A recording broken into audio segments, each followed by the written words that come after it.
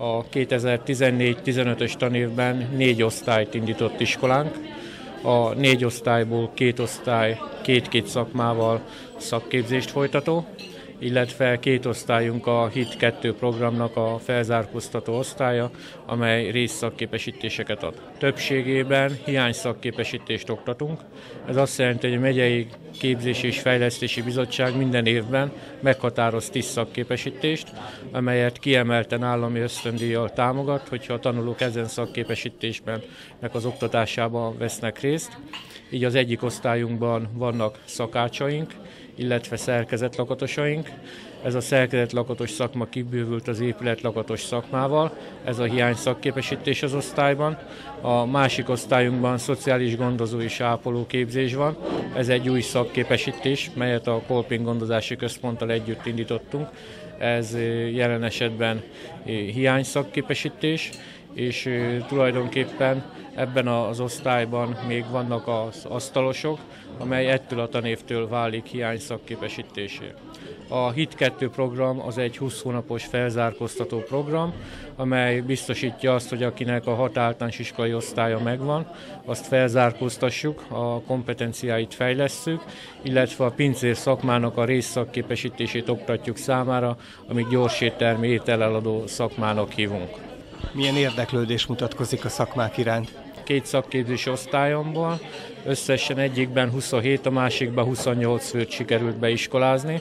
Ez azt jelenti, hogy egy-egy szakmára 12-12 főt vehetek fel, így egy osztálynak a létszáma 24 fő lenne, fölött felvehetem azokat, akik az előző tanévben nem teljesítették a tanulmányi kötelezettségeiket, így tehát mind a 4 szakmának 12 fő beiskolázása megtörtént, illetve az egyik osztályban 3, a másikban pedig 4 fő évismétlőt vettünk fel, ami jellemzően más iskolából érkezett hozzánk.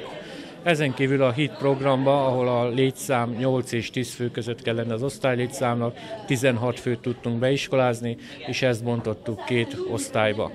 Következő tanévben újra a Megyei Fejlesztési és Képzési Bizottság meghatározta a hiány szakképesítéseket. Ebből a 10 szakmából iskolánk 4-et tud felajánlani a tanulóknak.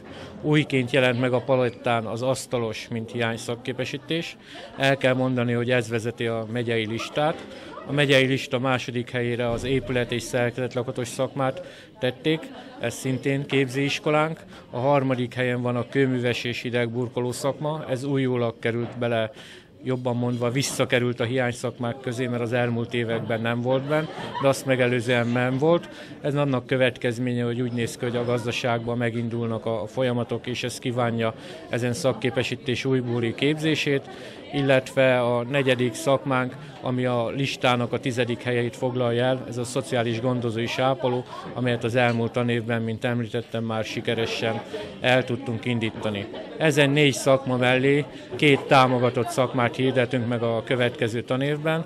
Ilyen szakma a szakács, amely a térségünkben az egyik legnépszerűbb szakma, illetve legtöbb tanuló jelentkezik ide, illetve az eladó szakképesítést hirdetjük meg.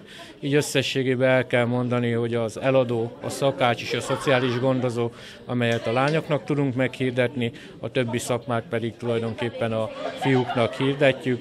Így tudtuk bővíteni azt a palettát, amellyel a lányoknak a szakmai képzését tulajdonképpen a térségben úgy gondoljuk, hogy meg tudjuk oldani. Valamennyi képzés keresett a térségben? Az eladó szakmában 2 évvel ezelőtt egy teljes osztályt tudtunk indítani. A szakácsok képzésében az elhelyezkedési lehetőségek biztosítottak.